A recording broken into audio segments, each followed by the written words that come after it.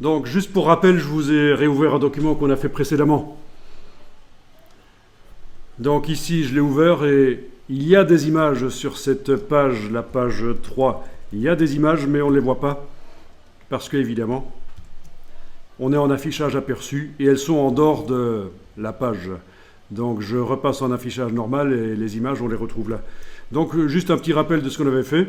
On a du texte sur une page de gauche, on a du texte sur la partie gauche de la page. On a du texte sur la partie gauche de la page et ce qu'on avait fait, c'est aller prendre les images. Alors quand j'essaye de les prendre là, ça ne fonctionne pas. Le calque est verrouillé, exactement. Donc je vais dans la palette des calques et déverrouiller le calque image. Tant que j'y suis, je vais verrouiller le calque texte. Donc l'image, on avait vu qu'on peut la placer superposée au texte et aller dans la palette habillage. Dans la palette habillage, enclencher la deuxième ou la troisième icône, ça dépend des cas, mais dans le cas de cette image, c'est la deuxième icône, et augmenter la marge, et voilà. Et donc, ça peut ressembler à un catalogue d'exposition ou à un rapport d'entreprise dans lequel on a besoin de mettre sur les pages des schémas, des graphiques, des images. Ce genre de mise en page. Et donc ça peut être intéressant. Et bien, ce que je vais vous montrer, c'est comment faire ça dans InDesign en attachant l'image au texte. Donc ici, elle n'est pas attachée, on peut la mettre où on veut, je pourrais même la déplacer sur une autre page. Mais on va voir comment l'attacher dans le texte. Comme ça, si on ajoute ou on enlève du texte dans tout le document, le texte ici va bouger, il va peut-être passer à la page suivante ou à la page d'avant. D'accord ? Et l'image va suivre, elle va être attachée. C'est ce qu'on appelle le système des objets ancrés. A-N-C-R-E-S. Ancré comme une ancre de navire. Donc on va redémarrer dans un nouveau document.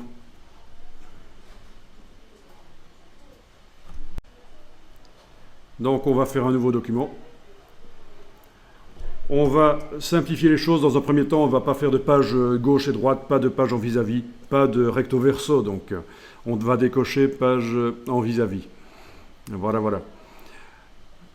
Alors on va cocher bloc de texte principal. Et vous allez voir ce que ça fait quand on coche bloc de texte principal. Donc je suis en A4 vertical. Je prends les options qui sont proposées là. Voilà. Alors, quand on coche bloc de texte principal, ça crée un bloc de texte directement dans la zone des marges. Alors, on va mettre du texte dans le bloc. Ici, on est juste en train d'apprendre InDesign, donc on va juste utiliser du texte de remplissage. Vous prenez l'outil texte, vous cliquez dans le bloc, vous faites un clic droit, remplir avec le texte de substitution. Et donc ça remplit le bloc au maximum, ni plus ni moins. Voilà. Alors le document là, vous allez l'enregistrer dans le dossier d'aujourd'hui. Voilà, on va appeler ça objet ancré.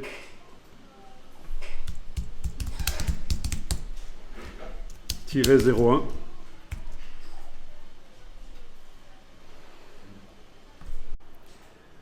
Vous sélectionnez le bloc avec la flèche noire et on va le redimensionner. Alors, si vous vous souvenez, précédemment, on avait pris la poignée et on avait redimensionné pour que ça arrive à la moitié de la page. Là, on va faire différemment. Vous laissez le bloc avec sa dimension qu'il a maintenant. On va faire le tiers de la largeur de la zone des marges. Le tiers de la largeur de la zone des marges. Et pour ça, on va utiliser la barre contrôle. Vous voyez la barre contrôle au-dessus de votre écran. Donc, si vous ne la voyez pas, il faut demander de l'afficher par menu fenêtre contrôle. Cette barre contrôle qui est au-dessus. Menu fenêtre contrôle. Voilà. Alors, votre bloc est sélectionné. Il faut que la petite case... il faut qu'il y ait une des trois petites cases ici de gauche qui soit enclenchée. Parce que ça va indiquer que La partie du bloc qui ne bouge pas, la partie du bloc qui ne bouge pas, c'est la partie gauche du bloc. Comment on doit modifier que la largeur, ça n'a pas d'importance. Quelle est la petite case ici qui est cochée Voilà. Alors, la largeur du bloc actuellement, c'est 184,06 mm L. Ici, c'est un L. Oui, ça ressemble à un I, mais c'est un petit L minuscule. Voilà. Ça, c'est le positionnement du coin supérieur gauche du bloc. Il ne faut pas confondre, ce n'est pas la largeur et la hauteur. La largeur et la hauteur sont là. Alors, à la suite ici de 184,6 mm, ou autre valeur, si vous avez choisi un autre format de papier au départ, vous allez indiquer une barre oblique et 3. Donc, on fait une division par 3 de la largeur du bloc. Parce qu'en fait, il faut savoir que ces petits cartouches sont des calculatrices. On peut indiquer des divisions, multiplications, soustractions, additions dedans. Vous enfoncez la touche tabulation et vous voyez que le bloc s'est réduit. Il fait le tiers de la largeur qu'il avait. Et ça, c'est bien. Des blocs, des colonnes de texte qui ont peu de mots comme ça. C'est bien parce que ça facilite la lecture. C'est plus facile de lire du texte qui est en colonne comme ça. C'est pas pour rien que depuis très longtemps, on écrit en colonne de texte comme ça.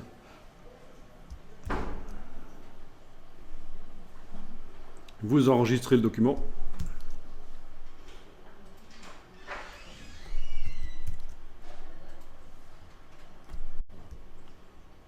Alors, quand vous zoomez sur le texte, vous voyez que c'est du texte au kilomètre. Et pourtant, il y a des fins de paragraphes qui existent là.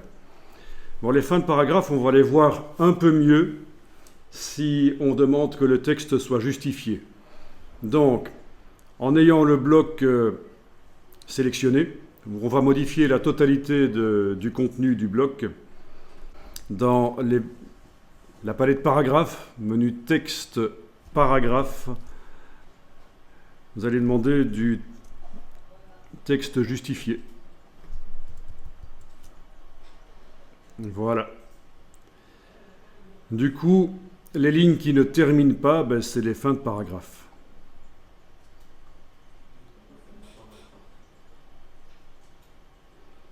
La notion de paragraphe, ça vous dit quelque chose ?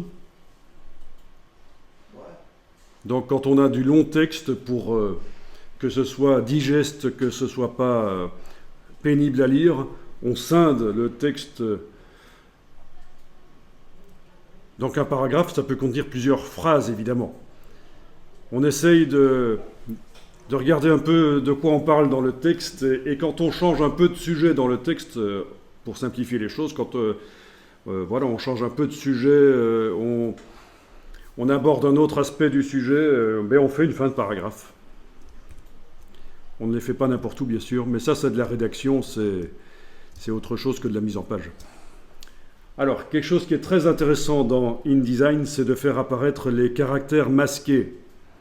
Vous allez dans le menu texte et dernière ligne, vous demandez afficher les caractères masqués. Et là, les balises apparaissent. N'hésitez pas à zoomer pour bien voir. Alt roulette avec la souris, voilà. Les espaces sont montrés par un point. Et ça peut être utile pour repérer les doubles espaces qui sont des erreurs quand on tape du texte. On fait des erreurs, parfois on fait un double espace à la place d'un simple espace et on aura deux points qui se suivent forcément. Mais alors ce qui m'intéresse le plus, c'est ce signe-là, c'est le signe de fin de paragraphe. Et là, c'est beaucoup plus clair où sont les paragraphes. On voit chaque fois ce signe-là et c'est une fin de paragraphe. On peut créer une fin de paragraphe ici, vous allez en créer une. Avec l'outil texte, vous allez positionner l'outil texte et on va créer une fin de phrase. C'est du faux latin, ça ne veut rien dire, donc vous pouvez le mettre n'importe où en fait. Vous mettez le curseur à la fin d'un mot, vous tapez un point, et puis vous allez taper, vous allez enfoncer ce qu'on appelle la touche retour chariot. C'est en fait ce que vous appelez la touche entrée, c'est la grosse touche sur le clavier. Pas la touche en bas à droite sur le clavier, ça ne marchera pas. C'est la grosse touche au milieu du clavier, la touche entrée, la touche retour chariot. Voilà. Et on a créé une fin de paragraphe. Alors du coup, on va aller nettoyer un peu la suite ici. Je sélectionne le I dans mon cas et l'espace et je tape un I majuscule. Voilà. Donc voilà les fins de paragraphe. Et on peut en créer comme ça, comme on veut.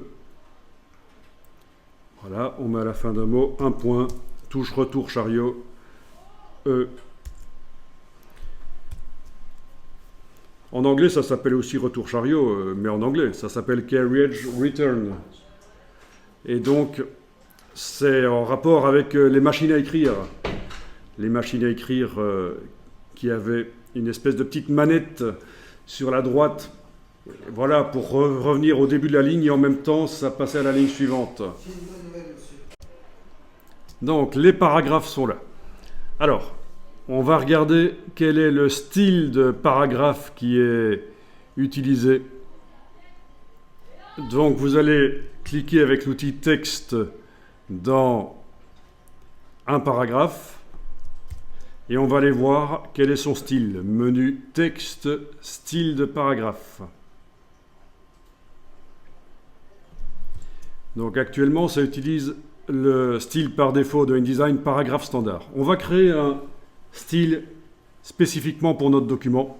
Donc on va aller dans le menu de la palette style de paragraphe, demander nouveau style de paragraphe.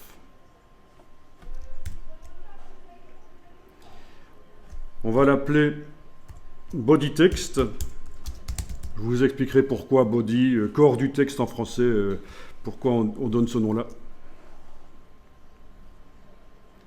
Voilà, body text. Donc le style body text vient d'être créé là. Et alors on va sélectionner tout le bloc avec la flèche noire et appliquer à tous les paragraphes de ce bloc, on va appliquer le style body text.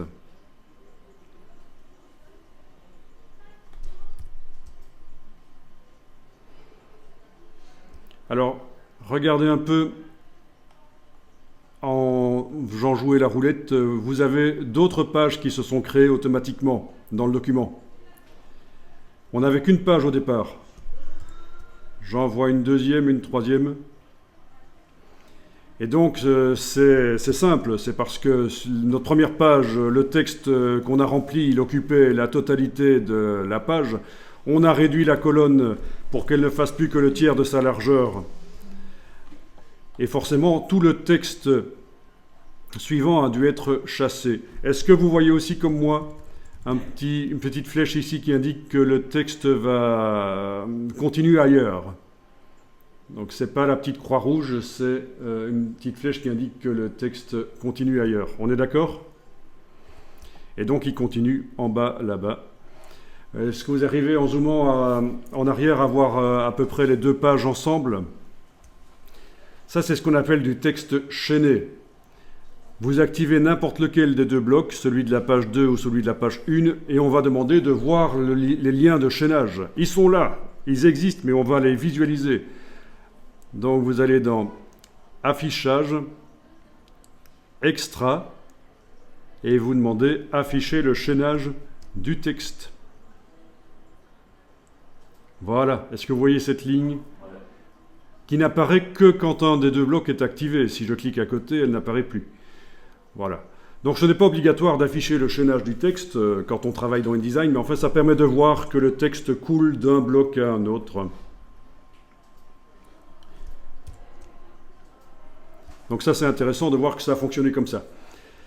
Quand il n'y a plus de place pour contenir un texte, parce qu'on avait réduit la colonne par 3, des pages supplémentaires se sont créées. InDesign est réglé comme ça, c'est dans les préférences. Dans les préférences texte, vous avez ceci qui est coché. Redistribution intelligente du texte. Si ça vous dérange que quand InDesign n'a pas assez de place pour montrer tout le texte, il crée lui-même des pages, il faudra aller désactiver ça. avant que ça le fasse. Mais en général, ça nous arrange bien que des pages soient créées automatiquement quand il n'y a pas assez de place pour montrer le texte. Donc c'est ça, la redistribution intelligente du texte, le smart text, c'est dans les préférences générales et c'est enclenché d'office. On le désenclenche quand ça ne nous arrange pas, mais c'est enclenché d'office. Bien, donc voyons un peu ce qui se passe ici. Voilà, oui, on a un petit problème du coup. Je vous avais dit de sélectionner le bloc de la première page et d'appliquer au paragraphe le style body text. Quand on clique maintenant avec l'outil texte dans les paragraphes, on voit que ça n'a pas marché. Parce que cette fonction de sélectionner un bloc et d'appliquer un style ne fonctionne pas avec les blocs chaînés. Ça fonctionne avec les blocs qui sont seuls, pas reliés à d'autres blocs. Alors on va devoir procéder autrement, mais c'est très facile. On va prendre l'outil texte, on va mettre l'outil texte dans le texte ici, on va faire un CTRL-A sur le PC, Command-A sur le Mac, et vous devriez voir que sur la page suivante, ça a sélectionné le texte aussi. Donc ça sélectionne le texte du bloc de la première page et des blocs qui sont chaînés sur les pages suivantes. Et là, vous allez pouvoir appliquer à ce paragraphe le style body text. Alors, à quoi ça sert d'appliquer le style de paragraphe body text? Eh bien, maintenant, d'abord, je vais vérifier en mettant le texte n'importe où, dans n'importe quel paragraphe. C'est bien body text qui, chaque fois, est en surbrillance. Donc, on a bien plein de paragraphes qui utilisent le style body text. Donc, l'intérêt, c'est que maintenant, en n'ayant aucun bloc activé, je vais pouvoir modifier l'aspect des paragraphes body text dans tout le document. Et ça, c'est pratique, c'est comme ça qu'on fonctionne. Pour faire des documents longs, on modifie d'un coup plein de pages d'un document en jouant avec des styles. Alors, vous allez enregistrer le document.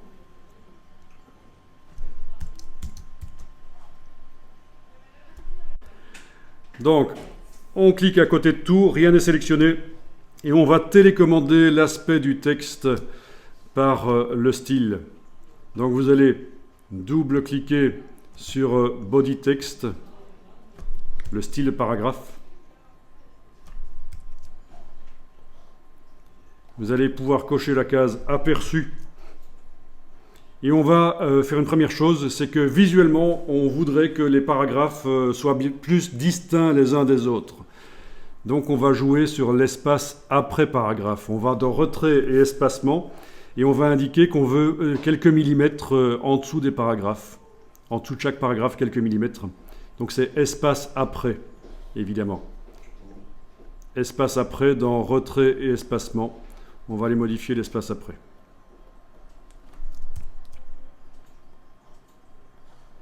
Voilà, et on règle ça. Espace après.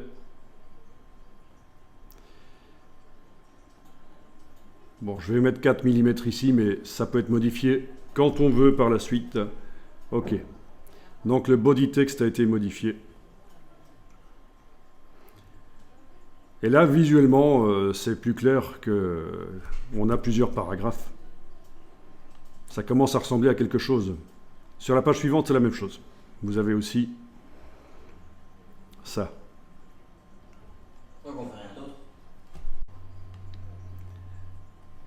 Alors, on avait été manuellement sur la première page réduire le bloc pour qu'il fasse que le tiers.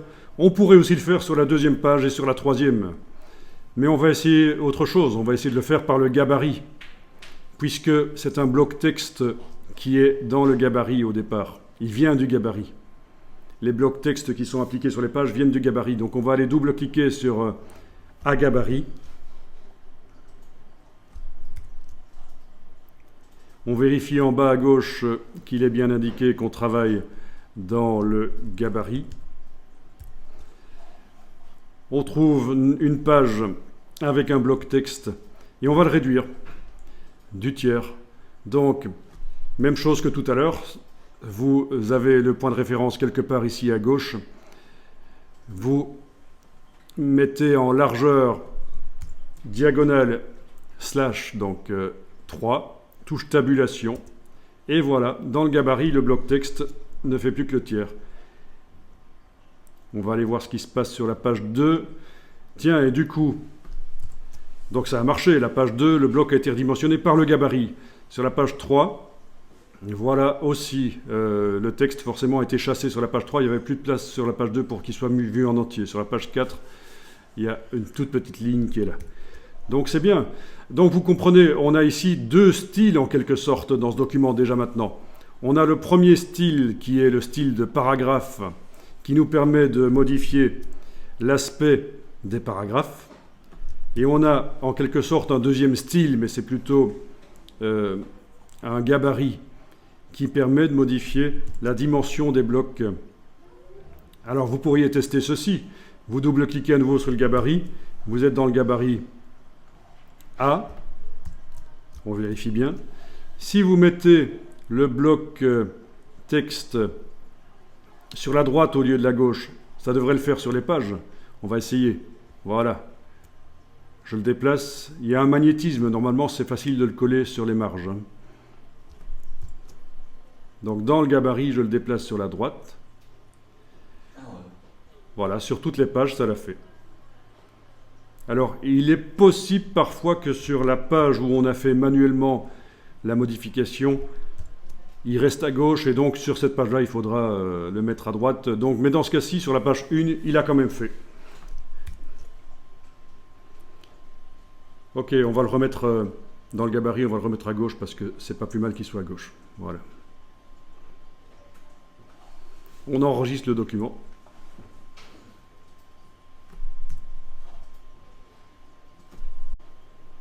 Alors, vous allez chercher une image qu'on a utilisée précédemment, ou vous en téléchargez une, mais on va plutôt utiliser une qu'on a utilisée précédemment parce que ça va me permettre de vous montrer quelque chose de très important dans InDesign. Donc, vous allez double-cliquer, donc vous êtes sur la page 1.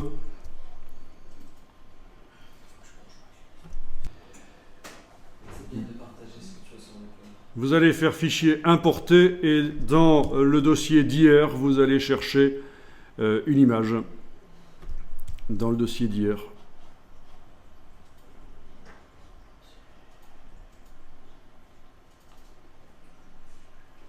Une image PSD pour bien faire. Vous vous souvenez qu'il vaut mieux utiliser du PSD. Comme ça, c'est modifiable dans Photoshop en parallèle de InDesign. Et vous allez faire une taille d'image un peu comme ça. Voilà. Dans la partie droite de la page, là où il y a du blanc, vous faites un clic et glisser pour déterminer la dimension. Bien. Alors, cette image, on va la mettre sur le côté pour l'instant. Et on va aller positionner le pointeur quelque part dans le texte. Par exemple, en début de paragraphe, vous mettez... En début d'un paragraphe, vous mettez le curseur et vous allez faire un clic droit.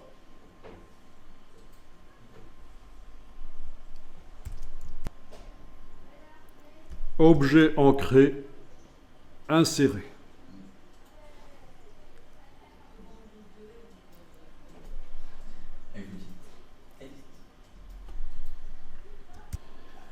Bon, ben dans C6, tu as dû aller dans le menu Objet, Objet ancré, insérer.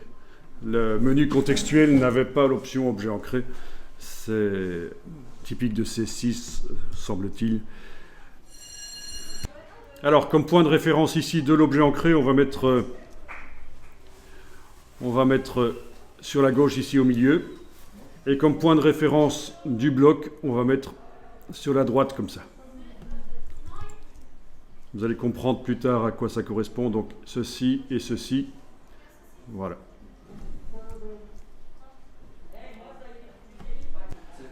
On clique sur OK et vous avez un bloc qui peut contenir une image et qui est attaché à une balise qu'on voit ici. C'est cette balise spéciale.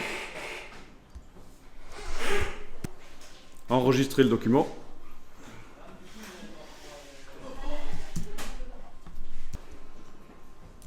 Alors, on va faire le transfert de l'image vers l'objet ancré.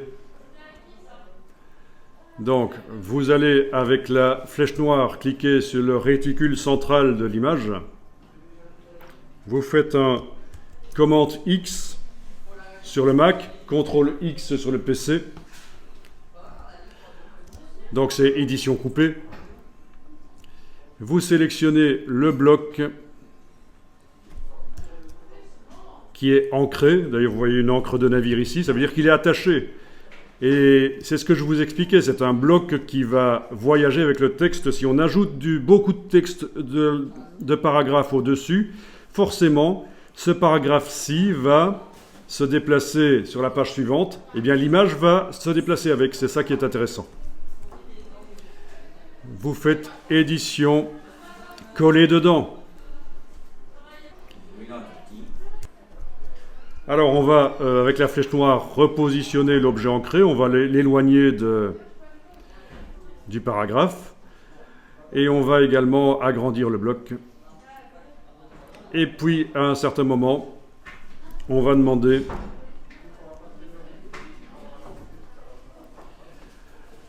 objet, ajustement, remplir le bloc proportionnellement. Voilà, donc l'image remplit le bloc sans se déformer. Alors ce qu'on pourrait faire aussi, c'est objet, ajustement, ajuster le bloc au contenu. Comme ça, si une partie de l'image n'apparaît pas maintenant, parce que le bloc que vous avez dessiné n'a pas les mêmes proportions, eh bien ça devrait le faire. Objet, ajustement, ajuster le bloc au contenu. Ah oui, ça a un peu bougé chez moi.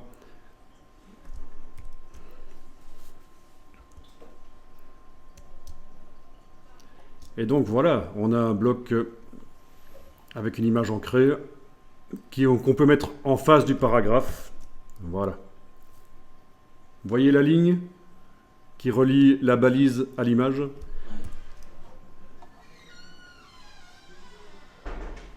C'est parce qu'on a demandé précédemment d'afficher le chaînage du texte. Affichage, extra, afficher le chaînage du texte. C'est pour ça qu'on voit cette ligne. C'est intéressant, ça nous indique directement où se trouve la balise. Parfait. Vous enregistrez le document.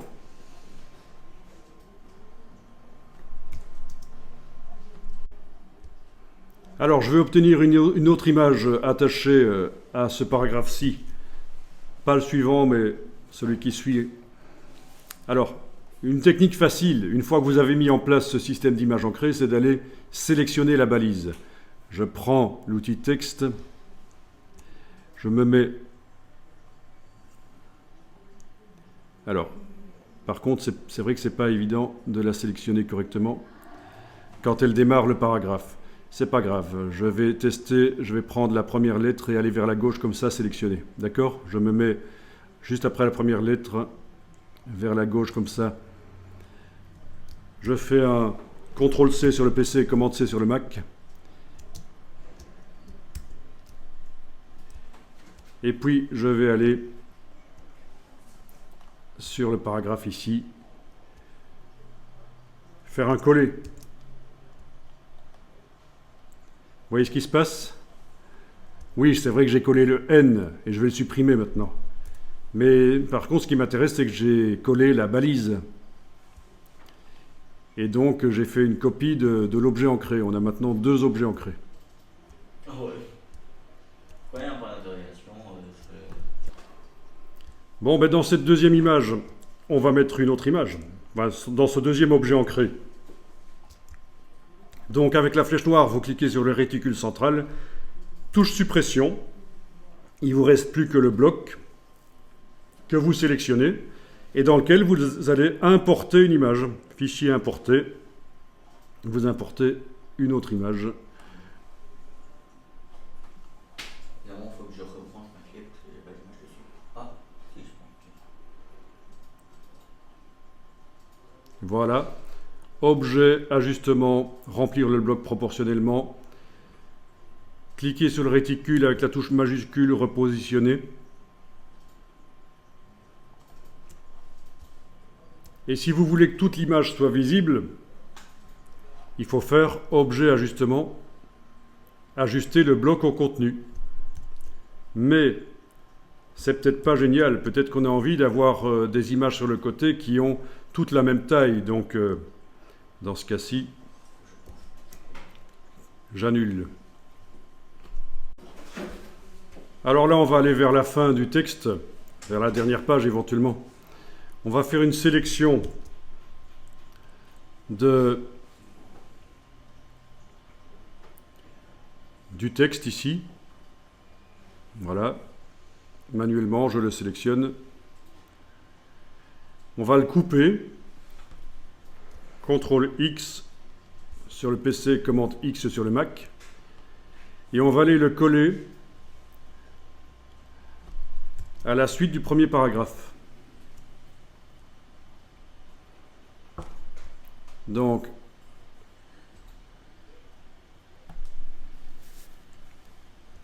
je mets le curseur à la fin du premier paragraphe, j'enfonce la touche retour chariot pour créer un paragraphe vide, je colle et on regarde ce qui s'est passé. Donc les paragraphes que j'avais été coupés se sont collés sur la première page et les paragraphes qui suivaient sont passés à la page suivante, y compris les images qui sont attachées. C'est ça l'intérêt des objets ancrés, c'est que quand on insère du texte, quand on en supprime, les choses bougent. On peut tester encore ceci. Première page, avec l'outil texte, je vais sélectionner cette fois-ci ce paragraphe-là seulement, avec sa balise, qui se sélectionne aussi. Touche suppression, mais forcément, il y a un paragraphe qui remonte avec l'image qui est attachée. Ça, c'est assez génial parce que vous pouvez faire des longs documents et en cas de changement de texte, ajout de paragraphe, suppression de paragraphe, ça bouge et vous ne devez pas vous prendre la tête. C'est ce qu'on appelle un document en flux continu. D'une page à l'autre, c'est chaîné, comme on avait vu avec la flèche noire quand on sélectionne les blocs. Il y a des liens qui montrent que ça coule d'un bloc texte à un autre.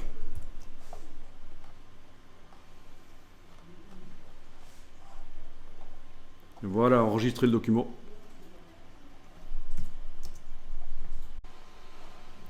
Donc ce qu'on va faire ici, c'est mettre un bandeau supérieur et un bandeau inférieur aux pages. Parce que c'est un peu nu, comme ça, une page avec du texte, une ou plusieurs images. Donc on va encadrer en quelque sorte la page avec un bandeau supérieur, un bandeau inférieur, qui va contenir des informations. Ah oui, il y aura également dans le bandeau du bas une numérotation automatique. Alors on va aller dans le gabarit. Donc palette page, on double-clique sur gabarit A. Donc il est bien indiqué A gabarit en bas. Vous avez bien double-cliqué, vous êtes entré dans la modification du gabarit.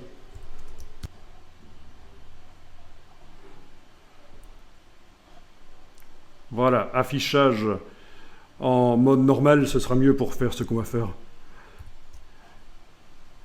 Et alors vous avez le bloc texte.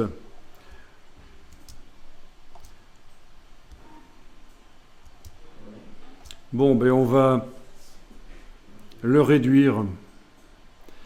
On va le réduire de, on va dire, 12 mm. Donc ce que je vais faire ici, c'est sélectionner le bloc texte. Indiquer que la partie qui ne bouge pas, ça va être la partie du bas. Et la hauteur, vous l'avez là. Vous faites moins 12 mm, touche tabulation, et ça a abaissé le bloc de 12 mm.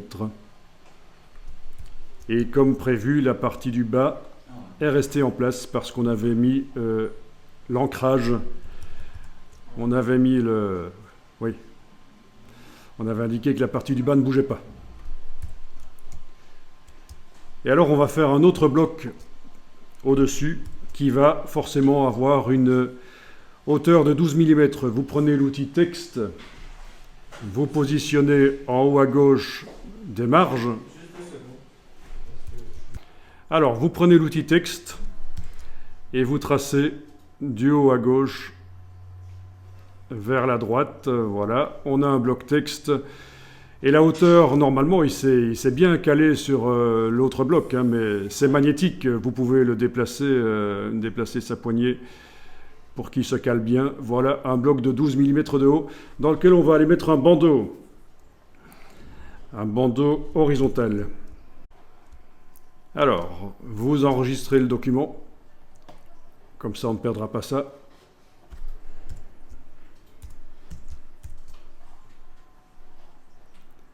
Vous prenez l'outil texte et vous allez taper. Donc, vous allez taper le nom du document. Donc, le nom du document, ici, je vais appeler ça Blabla Magazine. Voilà. Mais vous pouvez mettre ce que vous voulez. Et alors, c'est aligné à gauche, comme vous le voyez. Donc si on regarde dans la palette paragraphe, menu texte paragraphe, ah non, c'est pas de l'alignement à gauche, ça a pris la justification. Ok, on va le mettre en alignement à gauche, c'est pas plus mal. Donc dans la palette paragraphe, alignez-le à gauche.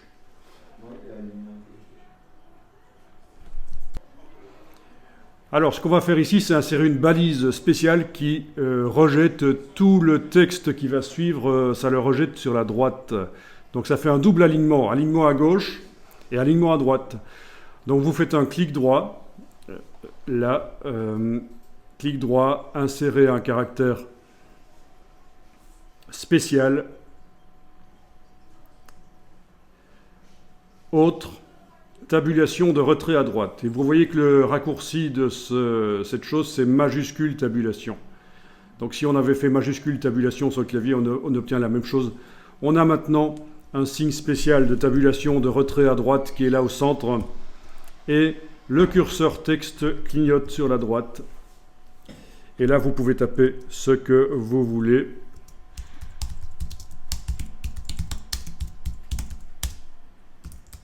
Voilà.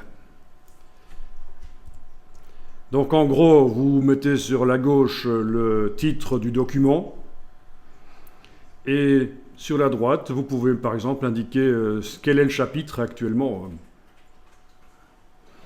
Quel est le chapitre ou quel est le nom du magazine et quel est le nom de l'édition spéciale de ce magazine. Voilà. Alors j'aurais pu indiquer ici rapport d'entreprise et de l'autre côté chapitre 1 par exemple chapitre 1 introduction. Voilà, ça correspond un peu plus au cas de figure que vous avez à traiter. Rapport d'entreprise 2020 par exemple, chapitre 1 introduction, voilà. Ok, j'enregistre le document. Donc on marque.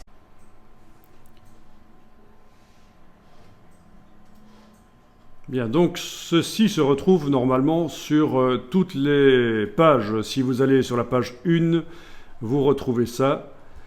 Sur la page 2, 3, 4. Alors il y a juste un problème sur la page 1. Vous le remarquez aussi, hein, ça, je suis sur la page 3, ça marche, page 2, ça marche, page 1, ça marche pas, parce qu'on avait été modifier le bloc manuellement sur la page à un certain moment. Vous vous souvenez que la diminution par 3 de la largeur du bloc, on l'avait fait sur la page 1, et puis par la suite, on l'a fait dans le gabarit, la même manipulation, et ça s'est répercuté sur toutes les pages, mais le fait d'avoir manipulé le bloc sur la page 1, là, en quelque sorte, cassé par rapport au gabarit, le lien est cassé, alors il suffit de prendre la poignée du bloc et repositionner manuellement. Voilà. Ce sont des choses typiques qui arrivent. Bien, et là on va retourner travailler dans le gabarit parce qu'on veut mettre une ligne horizontale, ce qu'on appelle un filet, sur notre titre là du dessus, enfin titre du document. Voilà, donc on double-clique sur gabarit A. Il est bien indiqué à gabarit en bas à gauche.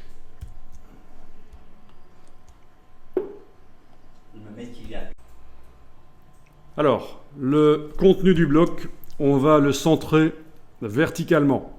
Actuellement, ça colle sur le dessus du bloc, le texte. On va faire en sorte que le texte soit au centre du bloc.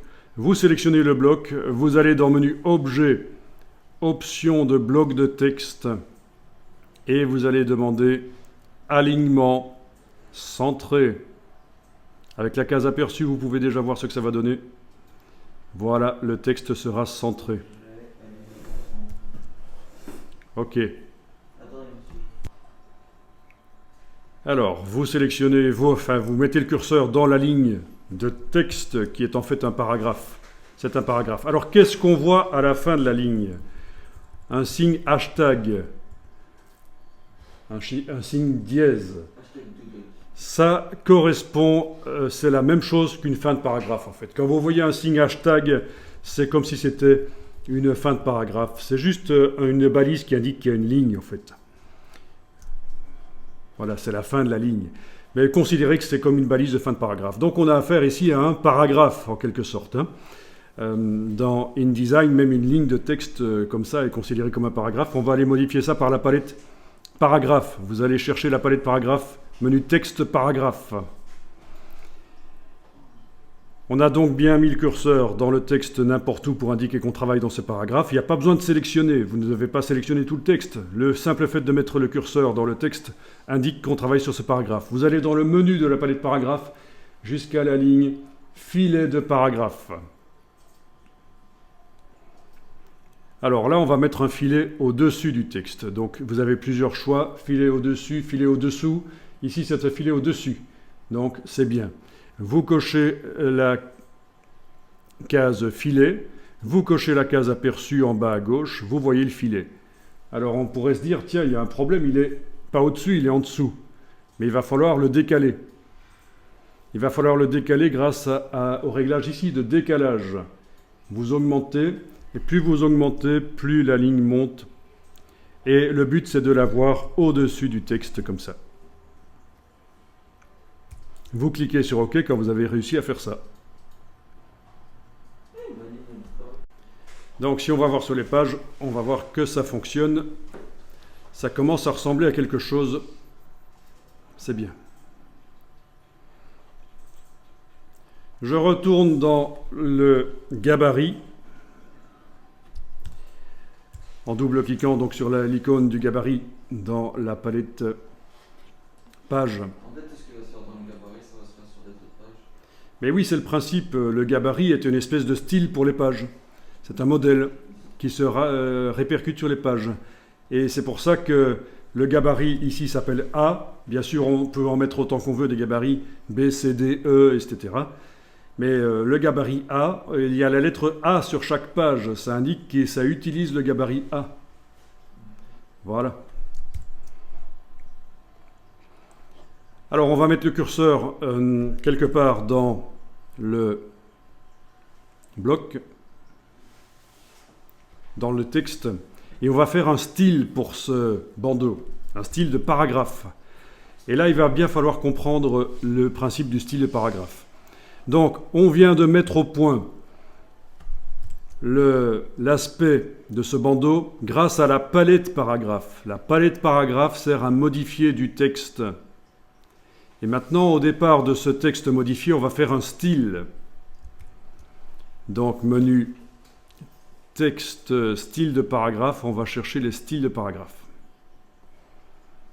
En ayant donc le curseur n'importe où dans ce paragraphe, il suffit de cliquer sur l'icône du bloc de feuilles et ça crée un style. Et vous appliquez ce style. Comment vous avez la fenêtre style? Actuellement, vous remarquez quelque chose? Le paragraphe utilise le style body text, on est d'accord? C'est bien ça qui est surligné dans la palette style de paragraphe. Et il y a un petit signe plus ici à côté qui indique que par rapport au style body text tel qu'il existe dans le document, il y a eu des modifications. Et ça vous indique quelles modifications quand vous survolez. Les modifications, c'est décalage du filet du dessus 4 mm, filet au-dessus, oui, alignement à gauche, voilà, alors que c'était justifié dans le document. Donc, c'est tout à fait normal que Ça vous indique que vous avez démarré du style body text et vous l'avez modifié. Maintenant, on va appliquer le style de paragraphe 1 qu'on vient de créer. Moi, c'est. Donc voilà, maintenant ce paragraphe utilise le style de paragraphe 1. Alors, ce qui est super important à comprendre dans InDesign, c'est le principe des styles. On a commencé à modifier l'aspect de ce texte par la palette paragraphe. On aurait pu aussi utiliser la palette caractère pour modifier la police, la taille, le gras, etc. Une fois que le texte utilise un style de paragraphe, il faut absolument continuer à le modifier par le style de paragraphe. On ne peut plus utiliser manuellement sur le texte caractère et paragraphe, sinon on s'embrouille. Donc vous oubliez les palettes caractère et paragraphe, vous pouvez considérer que c'est une espèce de boîte à outils pour dégrossir le travail, mais une fois qu'on a stocké la description, le fait qu'il y a un filet, le fait que c'est aligné à gauche, on a stocké ça dans le style, on va modifier par le style. Donc vous pouvez maintenant, avec la flèche noire, cliquer à côté de tout et double-cliquer sur le nom style de paragraphe 1 dans la palette des styles paragraphes. Donc on n'a même pas besoin que ce soit sélectionné. On va modifier en double-cliquant sur style de paragraphe 1. Vous avez une case aperçue à cocher. Vous avez ici, dans la palette style de paragraphe, plein de choses qui sont en fait la même chose que ce qu'on trouve dans les palettes paragraphes et caractères. C'est la même chose mais présenté différemment. Les filets par exemple, si je clique sur filet, je retrouve le filet du dessus. Je peux modifier par exemple son épaisseur ici. Je peux modifier son décalage. Vous vous souvenez, pour le décaler un peu plus vers le haut. Je peux dire qu'il ne prend pas la couleur du texte, mais il va prendre une autre couleur. Par exemple, je le mets en cyan. Voilà. Ça, vous pouviez déjà le faire au moment où vous avez mis le filet tout à l'heure par la palette paragraphe. Mais là, on continue le travail dans le style de paragraphe. Le style de paragraphe, on va d'ailleurs l'appeler bandeau du haut de page.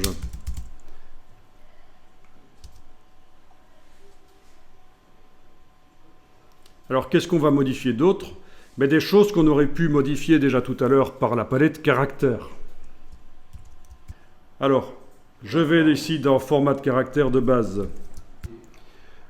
Voilà, et ici, on va par exemple pouvoir modifier l'approche. L'approche, ici, on va l'augmenter. On va voir ce que ça donne. En principe, vous devriez voir que les caractères s'éloignent les uns des autres. C'est ce qu'on appelle l'approche de groupe. C'est pour modifier l'espacement global entre les caractères. Pourquoi est-ce que je fais ça? Parce que je trouve que ça va être plus clair.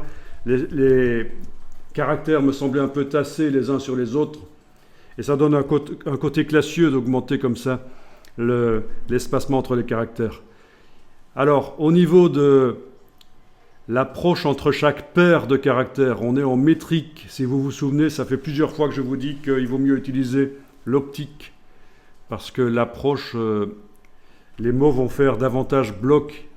Il va moins y avoir de problèmes d'espacement entre les caractères. Si on choisit ici, à la place de métrique, vous choisissez optique. Voilà. Ça a un peu bougé. Si vous avez vu entre métrique et optique, quand vous passez de métrique à optique, les caractères bougent un peu. Et donc, c'est mieux en optique.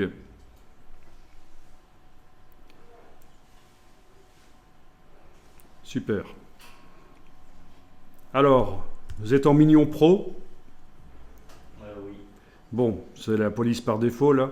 Et ce qui est bien, c'est qu'elle a des variantes. Donc, on va pouvoir demander du bold, éventuellement.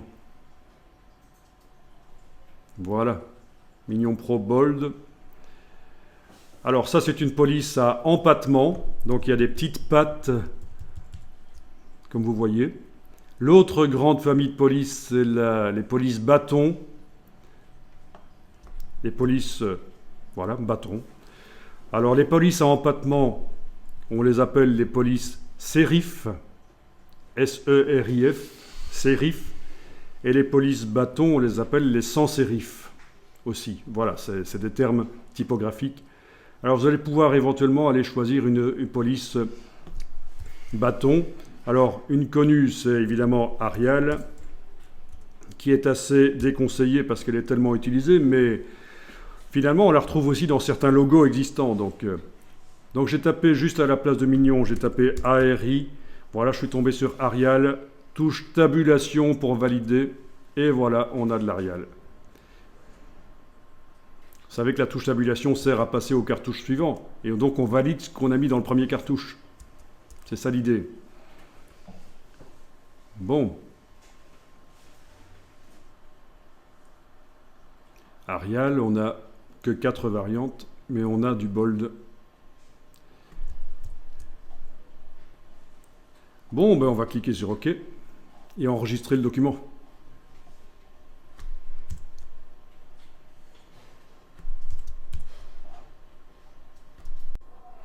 Alors, si je veux modifier la couleur des caractères, donc toujours en n'ayant rien qui est activé, je clique à côté de tout, et ce n'est pas nécessaire de sélectionner quand on veut modifier par les styles. Je vais télécommander la modification des caractères par le style. Le style s'appelle maintenant bandeau de haut de page, on l'a renommé tout à l'heure, bandeau du haut de page. Je double-clique et on a quelque part couleur des caractères. Voilà, couleur des caractères, et en effet, on peut modifier la couleur des caractères comme on veut, sans problème. Des couleurs spéciales autres que celles qui sont là, bien sûr, on peut en faire aussi sans problème. Bon, vous pouvez la modifier si vous voulez. Et ça, c'est la modification de la couleur de tout le paragraphe. Donc, tous les mots de cette ligne. Maintenant, je vous vois venir, vous allez demander, mais si on veut modifier la couleur d'un des mots ou de une partie des mots, eh bien, c'est ce qu'on va voir ici. Il va falloir utiliser ce qu'on appelle les styles, et ils sont juste là à côté, les styles de caractères. Et souvent, les débutants dans InDesign confondent. Ils utilisent les styles de caractères pour modifier la totalité d'un paragraphe. Ça ne va pas du tout, c'est pour modifier une partie d'un paragraphe. Parce que pour modifier la totalité d'un paragraphe, c'est un style de paragraphe. Les styles de caractères, ils sont justement là pour pouvoir différencier certaines parties d'un paragraphe, mettre un mot en gras, en italique, en couleur. Donc c'est ce qu'on va tester ici. On va aller mettre... Par exemple, chapitre 1, introduction, dans une couleur différente et avec, en italique peut-être. On va tester. Alors, vous prenez l'outil texte et vous sélectionnez la partie droite, par exemple, là, voilà. Au niveau de la couleur, je vais aller choisir quelque chose de différent. Donc, je vais aller dans menu fenêtre, couleur, nuancier.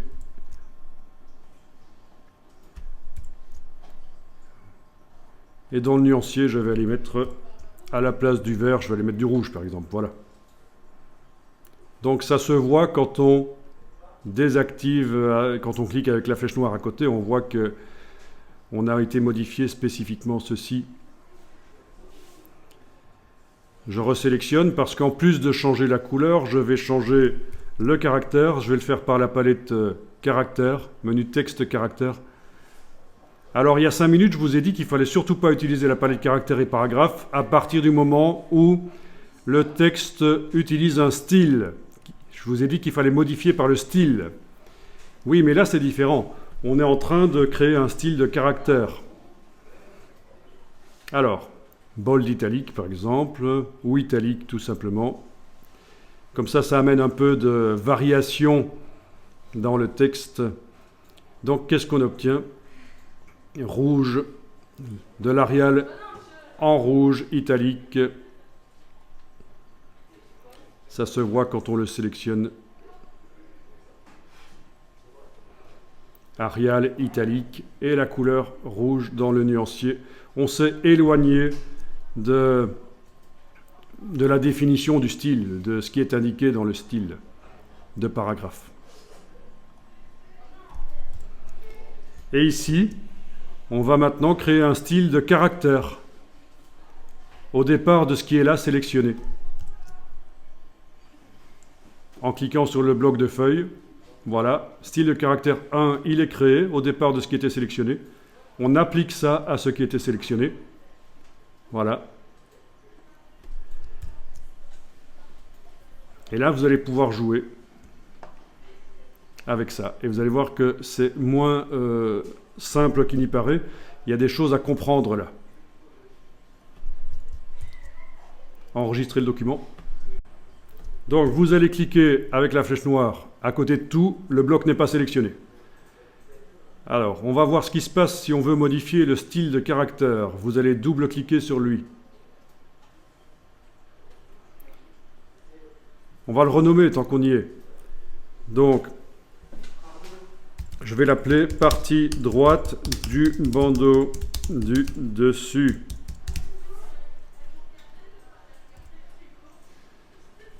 C'est un style qui va servir juste à modifier ça.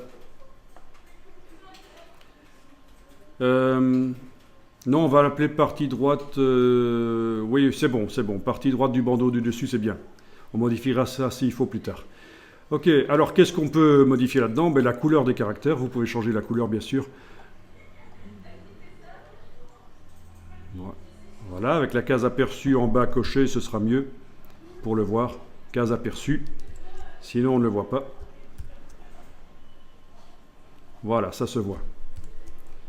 Quand on modifie, ça modifie. Bien. En plus de mettre une couleur, vous pouvez teinter éventuellement. C'est-à-dire, c'est la couleur, mais moins intense.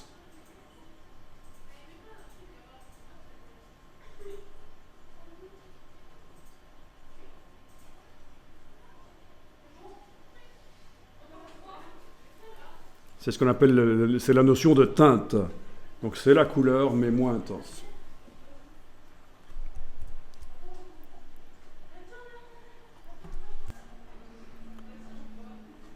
Bon, ça c'est pas mal. Changer la couleur. On voit que ça fonctionne. Maintenant, il y a autre chose à tester qui est intéressant. C'est de changer à nouveau le style de paragraphe. Bandeau du haut de page. Si on va changer la couleur, ça c'est super important à comprendre. Je suis en train de modifier le style qui s'applique sur tout le paragraphe du dessus, le bandeau. Je vais changer la couleur des caractères. Voilà, je vais passer en rouge au lieu de vert. Vous voyez que la partie qui subit le style de caractère ne se modifie pas. Le style de caractère est plus important, il prend le pas sur le style de paragraphe. C'est tout à fait logique. Parce que spécifiquement, j'ai été modifier la couleur là sur les caractères là. Et quand je modifie la couleur sur tout le paragraphe, ça ne marche pas. Ça modifie... Oui, tout est modifié, mais par la suite, il y a le style de caractère qui se met et qui enlève la modification. Ce n'est pas rouge. Par contre, regardez ce qui se passe si on va dans les formats de caractères de base et qu'on modifie la police de caractère. Et si je veux repasser en mignon, par exemple, M-I-N, voilà, mignon, touche tabulation pour valider. Regardez ce qui se passe aux deux mots là. Les deux sont transformés en mignon parce qu'ils étaient avec la même police de caractère. C'est ça qu'il faut comprendre. Ce qui est commun aux deux choses là, le style de paragraphe et le style de caractère, peuvent être modifiés par le style de paragraphe. Mais ce qui est spécifique, la couleur, ne peut plus être modifiée. Ce qui est spécifique au style de caractère ne peut plus être modifié. Donc ça, c'est assez intéressant. Tiens, je vais mettre le curseur ici dans la case police et avec les flèches au clavier, passer en revue les polices qui existent. Et il y en a peut-être des meilleures que celles qu'on avait. Il y en a certainement des meilleures. Alors, vous allez absolument éviter, bien sûr, les polices de caractère genre western comme ceci, à moins que votre rapport d'entreprise ait un rapport avec le western. Vous allez absolument éviter aussi les polices spaghetti telles que celle-ci par exemple, voilà. C'est sympa, mais c'est pas sérieux. C'est déjà pour un rapport d'entreprise, c'est pas sérieux, et en plus... au niveau graphique, c'est une horreur, on évite absolument ça. Donc choisissez quelque chose de mieux. Ah oui, alors, parfois pour certaines polices de caractère, si vous êtes en affichage normal, vous voyez. Donc avec certaines polices, il se passe quelque chose dans InDesign. Ici, typiquement les polices fort graphiques, elles n'ont pas été développées pour avoir toutes les variantes en fait. Cette police-ci, par exemple, elle est en light et en bold. Et on avait du texte en italique. Et du coup, il ne sait pas le faire. La police là ne sait pas transformer la partie droite ici en italique et c'est surligné en rose. Donc c'est ça que ça veut dire, le surlignage en rose, ça veut dire qu'attention, la police choisie mais n'a pas cette variante-là. Donc voilà, avec d'autres polices, pas de problème. Avec celle-ci aussi, il n'y a que du bold et du... Il n'y a pas d'italique en fait. Voilà, c'est pour ça.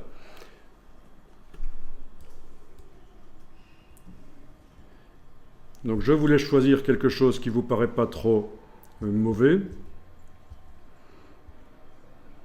Et qui fonctionne pour les deux, une police qui a de l'italique. Alors ce qu'on vient de voir, c'est pas si évident que ça à comprendre, mais c'est important à comprendre vraiment ce système du style de caractère qui s'applique sur une partie d'un paragraphe, le système du style de paragraphe qui s'applique sur tout, sauf qu'il ne sait pas se mettre là où le style de caractère se met. Mais il arrive quand même à changer ce qui n'est pas modifié par le style de caractère. Enfin voilà, c'est quelque chose à comprendre. Alors, je vous parlais des polices spaghetti. Il y a une police très connue qui s'appelle le Comic Sans. Le Comic Sans. Qui, donc sans empattement, c'est ça que ça veut dire, hein, sans sérif. Et parmi les graphistes, c'est une blague qui n'en est pas tout à fait une, parce que c'est un peu sérieux quand même. C'est un mouvement pour bannir l'usage de cette police Comic Sans. J'ai juste tapé ici dans Google « ban Comic Sans » et je tombe déjà sur des panneaux qui interdisent. Voilà, il y en a qui dans les entreprises, quand la secrétaire fait une petite affichette et qu'elle utilise le Comic Sans, ils vont ajouter des autocollants, des choses pour dire qu'il ne faut surtout pas le faire. Et vous voyez, c'est assez ironique. Criminel du Comic Sans. Il y a de l'aide disponible pour ceux qui utilisent le Comic Sans. Mais ça ressemble à quoi, le Comic Sans? Ben, le Comic Sans, c'est la police qu'on voit là, c'est cette espèce de ver de terre, quoi. C'est moche. Ben oui, c'est super moche et il y en a qui utilisent ça. C'est ça le problème. Si je passe à la partie images de Google, après avoir fait cette recherche, je vais tomber sur plein de blagues là-dessus. Voilà. Voilà. Chaque fois que vous utilisez du Comic Sans, Faye va tirer les oreilles de cet adorable petit lapin. Enfin voilà, c'est une blague de graphiste, mais en même temps, c'est vrai qu'il vaut mieux utiliser des polices de caractère valables plutôt que cette horreur qui est trop utilisée, quoi. Le problème, c'est que chaque fois qu'il y a de la communication en entreprise et que ce n'est pas un graphiste qui s'en occupe, on se retrouve avec des horreurs pareilles, quoi. Alors, j'en profite pour vous parler de ce qu'il faut faire et ce qu'il ne faut pas faire en mise en page. Et le mieux, c'est encore les exemples. Parce que c'est vrai que je vous parle de choses à ne pas faire, de choses à faire, pendant que j'explique le fonctionnement du logiciel de mise en page InDesign. On parle de mise en page, en parlant de ce logiciel de création de mise en page, bien sûr. Mais il y a des exemples.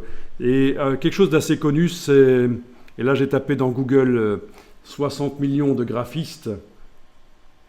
C'est un site web qui s'appelle 60 millions de graphistes et qui répertorie les pires affiches qui existent. Et donc, je vous invite à aller voir ça parce que, voilà, régulièrement, il y a des gens qui trouvent des affiches horribles dans leur village, dans leur ville, faites par on ne sait pas qui, le neveu du libraire, sans doute. Et là aussi, je parle du neveu du libraire parce que c'est aussi un mythe en infographie, en graphisme. C'est celui qui, pour 15 € va vous faire une affiche. Donc ça répertorie les pires affiches et vraiment c'est intéressant d'aller voir ça. Et à l'inverse, je vais vous montrer comment trouver des belles mises en page dont vous pourriez vous inspirer. Alors, je vais taper Pinterest InDesign Grid. Et en principe, en allant voir dans les images, on devrait tomber sur des collections Pinterest qui montrent des belles mises en page. Pourquoi Grid? Parce que pour faire des belles mises en page, et c'est quelque chose que je vous expliquerai à un certain moment, il faut utiliser le système de la grille. C'est-à-dire qu'on place les éléments, les textes, les images sur une grille. C'est ce qu'on voit ici, par exemple, sur cette page-là. Les éléments de cette belle mise en page sont cohérents. On ne voit pas la grille, bien sûr, mais on sent que derrière, ça repose sur une structure. C'est évident. Alors, peut-être que je pourrais ajouter le mot modular grid pour resserrer un peu la recherche, parce qu'on appelle ça en fait des grilles modulaires. Modular grid. Voilà, et vous allez certainement trouver des Pinterest qui parlent de ça, avec des belles mises en page. Bon, ici, c'est pas si évident que ça. On voit beaucoup de grilles de construction, mais des exemples de mise en page, je n'en trouve pas énormément ici.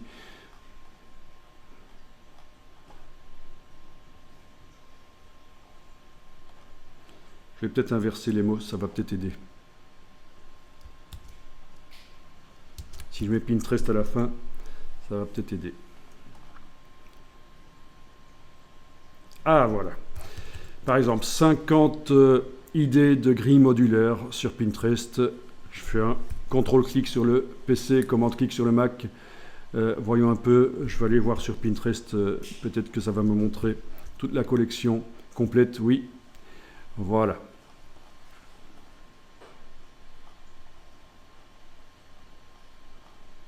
Ça, c'est des mises en page osées quand même. Décalées, disruptives.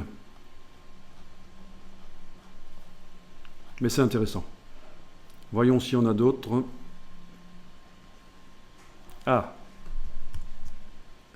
Ouais. On est dans Pinterest, je vais aller voir celui-là. Donc les exemples à suivre, vraiment l'inverse de des 60 millions de graphistes. Vous avez compris pourquoi ça s'appelle 60 millions de graphistes, l'autre site horrible qui vous montre les affiches les plus moches. Mais c'est parce qu'il y a 60 millions de Français et on considère que être graphiste, tout le monde peut le faire. Donc 60 millions de Français, 60 millions de graphistes. Tout simplement. N'importe qui peut être graphiste, ce qui est absolument faux, évidemment. On peut être graphiste, on fait des horreurs. Oui.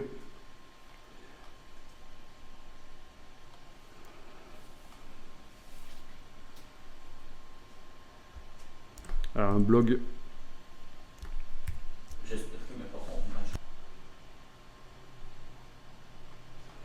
Oui, on tombe sur autre chose que du Pinterest, on tombe sur des blogs avec des choses intéressantes aussi.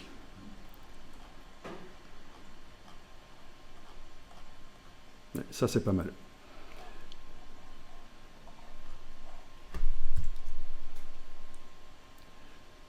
Si à la place de Pinterest, je mets Examples, je vais peut-être tomber encore sur d'autres choses.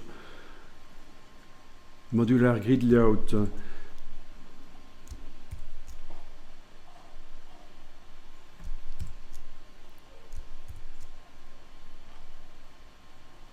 Ah là, il y en a plein.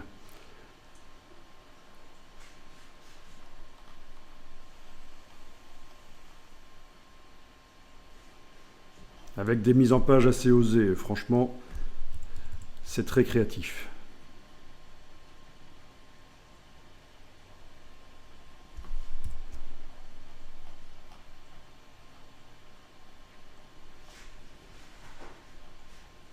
Très très intéressant.